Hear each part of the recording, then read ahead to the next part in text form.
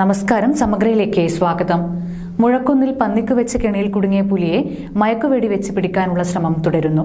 വയനാട്ടിൽ നിന്നും ഡോക്ടർ അജേഷിന്റെ നേതൃത്വത്തിലുള്ള വെറ്റിനറി സംഘമാണ് മയക്കുവെടി വെച്ചത്. പുലി കെണിയിൽ കുടുങ്ങിയ മുഴക്കുന്ന് പഞ്ചായത്തിൽ നിരോധനാജ്ഞ പ്രഖ്യാപിച്ചു. മുഴക്കുന്നിൽ പന്നിക്ക് വെച്ച കെണിയിൽ കുടുങ്ങിയ പുലിയെ വെടിവെക്കാനുള്ള ശ്രമങ്ങൾ തുടരുന്നു. വയനാട്ടിൽ നിന്നുള്ള ഡോക്ടർ അജേഷിന്റെ നേതൃത്വത്തിലുള്ള വെറ്റിനറി സംഘമാണ് മയക്കുവെടി വെച്ചത്. പുലി കെണിയിൽ കുടുങ്ങിയ മുഴക്കുന്ന് പഞ്ചായത്തിൽ നിരോധനാജ്ഞ പ്രഖ്യാപിച്ചു.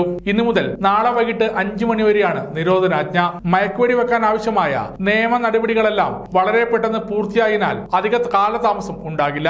ഇന്ന് രാവിലെയാണ് പ്രകാശന്റെ വീട്ടുപറമ്പിലെ പന്നിക്കെണിയിൽ പുലി കുടുങ്ങിയതായിട്ടുള്ള വിവരം പുറത്തു വന്നത്. പറമ്പിലെ കേബിൾ കെണിയിൽ കുടുങ്ങിയ നിലയിലായിരുന്നു പുലിയെ കണ്ടെത്തിയത്. വൈകാതെ പോലീസും വനംവകുപ്പ് ഉദ്യോഗസ്ഥരും സ്ഥലത്തെത്തുകയായിരുന്നു. സുരക്ഷ കണക്കിലെടുത്ത് സമീപത്തുള്ള വീടുകളിൽ നിന്ന് താമസക്കാരെ ഒഴിപ്പിക്കുകയും പരിസരത്തുള്ള സ്കൂളുകൾക്ക് ജാഗ്രതാ നിർദ്ദേശം നൽകുകയും ചെയ്തു.